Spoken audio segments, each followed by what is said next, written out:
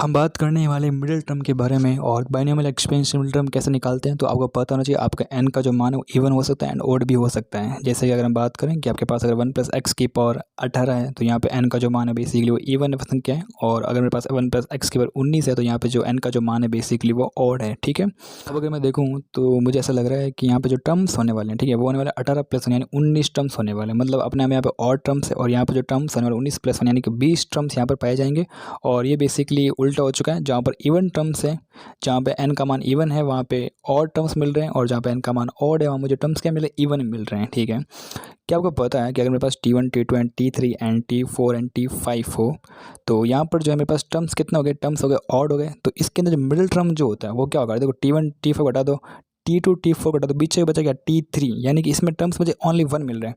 तो 1 + x square 18 जो होगा उसमें मुझे एक ही मिडिल टर्म मिलेगा और वो क्या होगा वो मैं फाइंड करना है।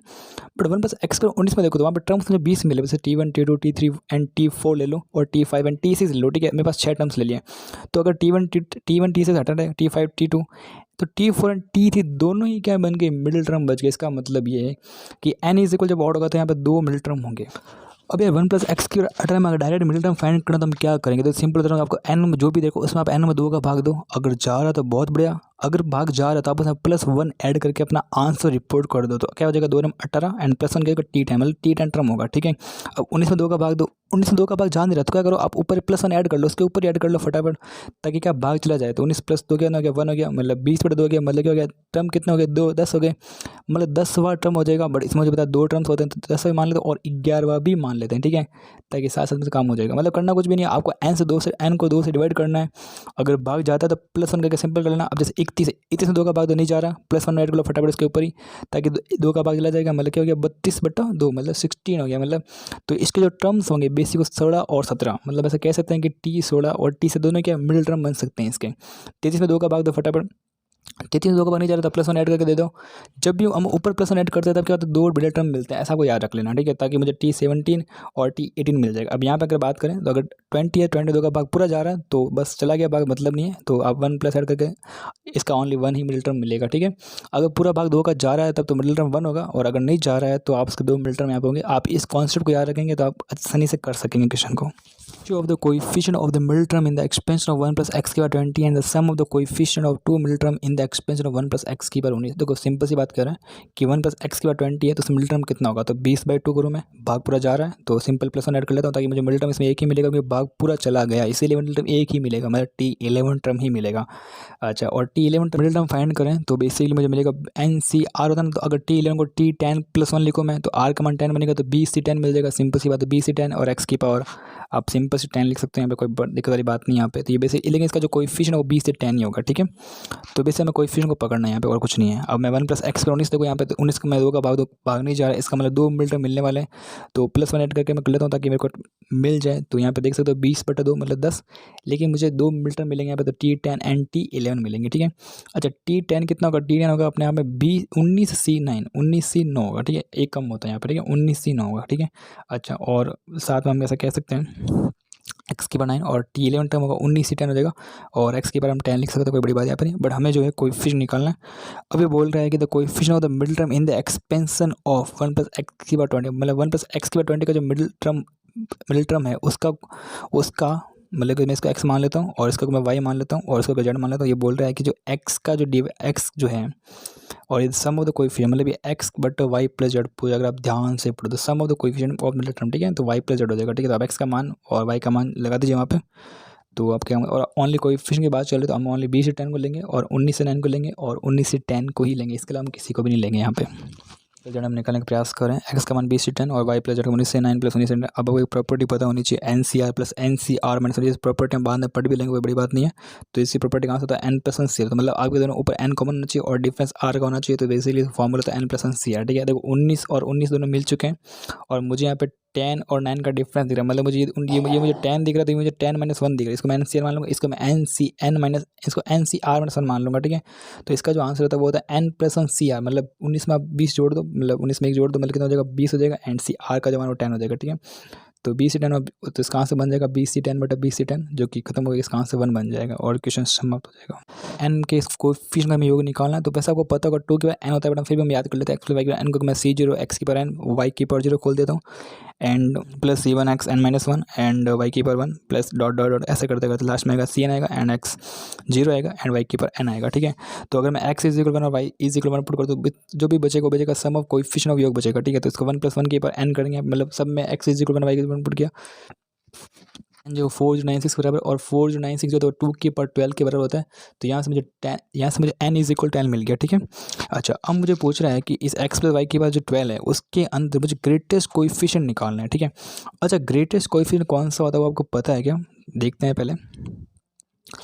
अगर आपके पास x प्लस वाई का होल स्क्वायर है, तो अगर x square plus 2xy plus y square, ठीक है, तो यहाँ पे जो आप देखोगे जो मिडिल टर्म कौन सा है 2xy, और 2xy का कोएफिशिएंट कितना है 2 और x का कोएफिशिएंट कितना है 1 है। तो बेसिकली आप देखोगे जो मिडिल टर्म है ना उसका जो कोएफिशिएंट क्या है सबसे ज़्यादा है, मतलब वो ग्रेटेस्ट है। मतलब ये कि इनडायरेक्टली मुझे ग्रेटेस्ट कोएफिशिएंट नहीं पूछा, मुझसे वो मिडिल टर्म के बारे में पूछ रहा है, और मिडिल टर्म ये क्या होता है ग्रेटेस्ट कोएफिशिएंट होता है। जैसे x प्लस वाई की पावर अगर 4 ले लें हम फटाफट, तो आप देखो कि जैसे यहाँ पे 4C0 आएगा और यहाँ पे x और y के कुछ कोएफिशिएंट आएगा, बस उसको छोड़ लेते हैं। 4C0 4C1 4C2 4C3 and 4C4 मान लेते हैं, और हम कुछ x और y के मान आएंगे। बट आप फिर भी आप देखोगे जो बीच का जो टर्म है ना 4C2 उसका मान मैक्सिमम होगा हमेशा। मतलब इनडायरेक्टली मुझे x प्लस वाई की पावर n के अंदर मुझे इसका ग्रेटेस्ट कोएफिशिएंट निकालना है। तो अगर हम ध्यान से देखें तो मेरे पास क्या पड़ा है, मेरे पास x प्लस वाई की पावर 12 है। तो सबसे पहले 12 में 2 का भाग दूंगा, भाग पूरा जा रहा है, तो सिंपल सी बात है इसका एक ही कोएफिशिएंट मिलेगा मुझे, भाग पूरा जा रहा था, और +1 पे इसका आंसर मैं रिपोर्ट कर दूंगा। ठीक है, तो +1 कर लिया मैंने यहाँ पे, एंड 6 + 1 T7 टर्म मिल चुका है। आंसर टर्म है वही इसका क्या ग्रेटेस्ट कोएफिशिएंट टर्म है। अब T7 कैसे निकालते हैं, 12C6 से निकालते हैं, और 12C6 का आंसर 12C6 का खोलना आपको आना चाहिए। तो 12C6 को हम कैसे खोलते हैं, 12 × 11 × 10 × 9 इंटू, मतलब 12 को हम लास्ट 6 अंकों तक खोलते हैं। ठीक है, 12 11 10 9 8 7, ठीक है, तो ये पूरे 6 अंक हो गए। अब 6 को हम एक तक खोलेंगे, 6 5 4 3 एंड 2 एंड 1, और इसको अगर आप सॉल्व करते हो तो कंप्लीट 9 2 4 आपका आंसर आ जाएगा। फाइंड टर्म फ्रॉम लास्ट, ठीक है, अगर आपको x माइनस 3y के बाद 21 में आपको T8 फ्रॉम लास्ट से निकालना है, तो आप कुछ भी नहीं करना, आप 3y माइनस x के बाद 21 का T8 टर्म स्टार से निकाल लो, तो वही आपका x माइनस 3y के बाद 21 का लास्ट टर्म होगा। ठीक है, तो इसका T8 टर्म निकाला था, T8 इज इक्वल T7 + 1, तो n का मान c हो गया, तो 21C7 x की पावर मतलब 3y की पावर 21 माइनस 7 हो जाएगा, जो कि 14 आएगा यहाँ पे, और माइनस x की पावर अगर हम देखें 7 हो जाएगा। ठीक है, तो NCR और NCR x n minus r y की पावर r के फॉर्म में लिख दिया मैंने इसको अगर हम और सॉल्व करें तो 21c हो जाएगा, 21c7 हो गया, और 3y की पावर 21 माइनस 7 आएगा, तो 3 को हम लिख लेते हैं 14, और y की पावर अगर ध्यान से देखो नेगेटिव बार चला गया, और y की पावर x% हो जाएगा, और y की पावर 20 जो 14 आ जाएगा। ठीक है, तो ये आपका क्या मिल जाएगा, बेसिकली आपको लास्ट टर्म मिल जाएगा। अब देखो ये तो इसका तो शुरुआत का टर्म, बट ये जो है बेसिकली इसका T8 लास्ट। हम बात करने वाले number of rational and irrational term के बारे में। ठीक है, तो बेसिकली ये पे का टर्म है, तो इसमें बोला गया if n is the number of irrational term, अपरिमेय संख्याएं हैं। ठीक है, तो मुझे 3 जो भी आपको एक्सप्रेशन दे रखा है उसमें आपको कुछ भी निकालना है। पहले हम निकालते हैं नंबर ऑफ इरेशनल टर्म निकालना। ठीक है, देखिए एक बात बताओ, मुझे अगर मान लो 1 + x के बाद 10 है, ठीक है, इसमें टोटल टर्म्स कितना होंगे, टोटल टर्म होंगे इसमें 11 होंगे। ठीक है, और मान लो मैंने किसी भी तरीके से इसके अंदर से रेशनल टर्म मैंने निकाल भी लिया, मतलब परिमेय संख्या में निकाल, वो मान ली 3 आती है, तो इरेशनल टर्म कितने हो जाएंगे, वो हो जाएंगे 11 - 3, सिंपल सी बात है, मतलब हो जाएगा 8 हो जाएगा। ठीक है, तो अब हम क्या करते हैं कि 3 की पावर 1/4 प्लस 5 की पावर 1/8 के अंदर हम 60 है, तो इसमें देखो टोटल टर्म कितने होंगे 61 हो गया, तो इसमें रेशनल टर्म मुझे निकालना, वो कैसे निकालूंगा उसके हम फॉर्मूले को सीखते हैं फटाफट। यहाँ पे सबसे पहले इसका जनरल टर्म लिखते हैं, तो वो हो जाएगा 60CR, और 3 की पावर 1/4 60 माइनस r हो जाएगा, एंड y मतलब 5 की पावर 1/8 के पावर r हो जाएगा। ठीक है, इसको अगर हम फर्दर सॉल्व करें तो दिस इज 60CR एंड 3 के पावर 60 माइनस r/4, तो 5 की पावर बन जाएगा r/8 बन जाएगा। अब देखो अगर मुझे इस सबको परिमेय संख्या में कन्वर्ट करना है, तो मुझे 3 की क्या चाहिए, 3 की सिंपल पावर चाहिए, मतलब 1 2 3, तो 60 माइनस r/4 को मैं एक परिमेय संख्या I1 मान लेता हूँ, और जो 5 की जो पावर r/8 उसको भी क्या मान लेता हूँ, इसको मैं r, इसको भी एक परिमेय संख्या I2 मान लूँ। अब r के मान फाइंड करता हूँ, ठीक है, ताकि क्या हो जाए ये सब कुछ हट जाए। ऊपर वाले में अगर r का मान 0 फुट कर दूं तो क्या बन जाएगा, 60/4 बन जाएगा, तो 60 में 4 का भाग पूरा जा रहा है, तो इसका मतलब हो जाएगा कि मतलब यह परिमेय संख्या बन जाएगी फटाफट। r का मान 0 हो सकता है, r का मान 4 हो सकता है। अब देखो 4 के मल्टीपल में हम लिख सकते हैं इसको यहाँ पे 4 8 4 × 12, और मैक्सिमम इसके मान कहाँ तक जा सकता है, इसका मैक्सिमम आ जाएगा n तक, n कितना 60 है, तो r का मान 60 तक जा सकता है। ठीक है, इसमें आप देखो कि इसका r का मान 0, तो r का मान 0 हो जाएगा, r का मान 8 ले सकते हैं, r का मान 16 ले सकते हैं, r का मान 24 ले सकते हैं, मतलब हम इसको एंड लास्ट 60 तो ले सकते हैं, ठीक है। अब देखो ये दोनों बात कर, दोनों में हम कॉमन लेने का प्रयास करेंगे तो दोनों में कॉमन जो आ रहा है, एक तो आर का मान 0 कॉमन आ रहा है, एक आप देखोगे यार आर का जो 8 है वो भी कॉमन आ रहा है और 16 भी कॉमन ही आएगा। अगर हम ध्यान से देखें तो आर जो है 8 2 16 8 2 इस प्रकार से कॉमन आते रहेंगे, ठीक है। 16 कॉमन आएगा और 8 16 और 24 तक ऐसे कॉमन आता रहेगा, ठीक है। मतलब 8 का पार्ट पूरा पूरा कॉमन के अंदर आ रहा है, ठीक है। लेकिन इसका जो लास्ट टर्म होगा 60 होगा। अब देखो 60 हो भी सकता है, नहीं भी हो सकता, मुझे नहीं पता है ना। तो मतलब 60 को क्या करेंगे, हम मान लेते हैं, फिर भी हो सकता है ऐसा, है ना। तो टी हमें पता है इन टर्म्स का योग, इन टर्म को निकालते t is equal to a plus n minus d formula होता है। तो लास्ट टर्म होता है टी, और टी कितना है यहाँ पे 60, तो रखते हैं यहाँ पे 60। तो 60 इज इक्वल प्रथम पद कितना 0 n plus n minus 1, n मुझे पता नहीं, और एन माइनस 1 और डी, डी का मान कितना 8 है। देखो यार मैं पहले कह रहा हूँ 60 मुझे पता नहीं, 60 हम रख के रखें, ठीक है। मुझे पता आंसर पॉइंट में आएगा तो हम क्या करेंगे, ग्रेटेस्ट इंटीजर फंक्शन निकालेंगे ताकि आंसर जो है परिमेय संख्या मिल जाए, ठीक है। तो 60/8 is equal to n minus 1 बन जाएगा। अब देखो 60 में 8 का भाग पूरा नहीं जा रहा है, फिर भी हम इसको सॉल्व करें, 7.5 आएगा एन माइनस 1। तो 7.5 को हम ग्रेटेस्ट इंटीजर फंक्शन में तब्दील कर देंगे ताकि मुझे परिमेय संख्या मिल जाए। 7 इज इक्वल एन माइनस 1 और एन का मान कितना आएगा 8 आ गया, ठीक है। बस तो n इज इक्वल 8 आ गया। तो आपके जो रेशनल टर्म्स हैं बेसिकली वो कितने हो गए, 8 हो गए।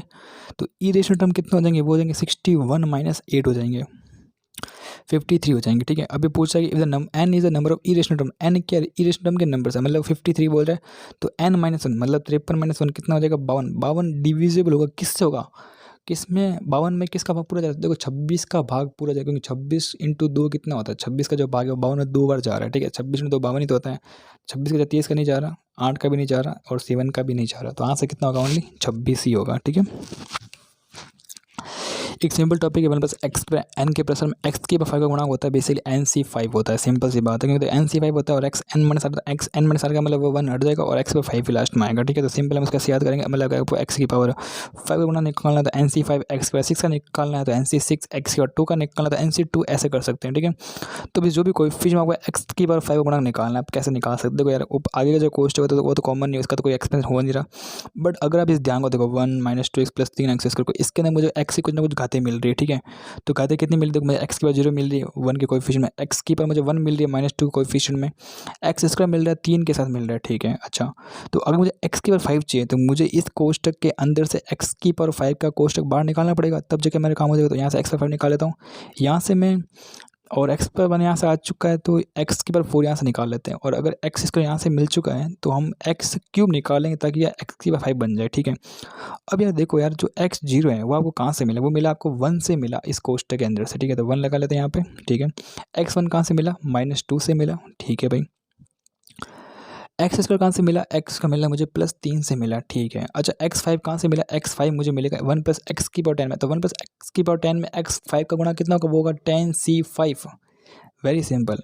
x4 क्या होगा 10c4, सिंपल। x³ क्या होगा 10c3, बस कुछ नहीं करना, आप इन सबको जोड़ लीजिए आपका आंसर आ जाएगा, ठीक है। यहाँ पे देखो आप x की पावर आपको 1 मिल रही है, x की पावर आपको -1 मिल रही है, ऊपर जाएगा था, और यहाँ पर आपको x² मिल रहा है।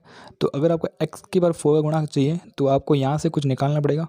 1 + x की पावर 12 में से आप x की पावर क्यों निकाल लीजिए, और x की पावर 5 यहाँ से निकल जाएगा तो काम हो जाएगा, 5 - 1 4 होता है, और यहाँ से आप x की पावर 2 निकाल लीजिए ताकि आपके x² 4 बन जाए, ठीक है।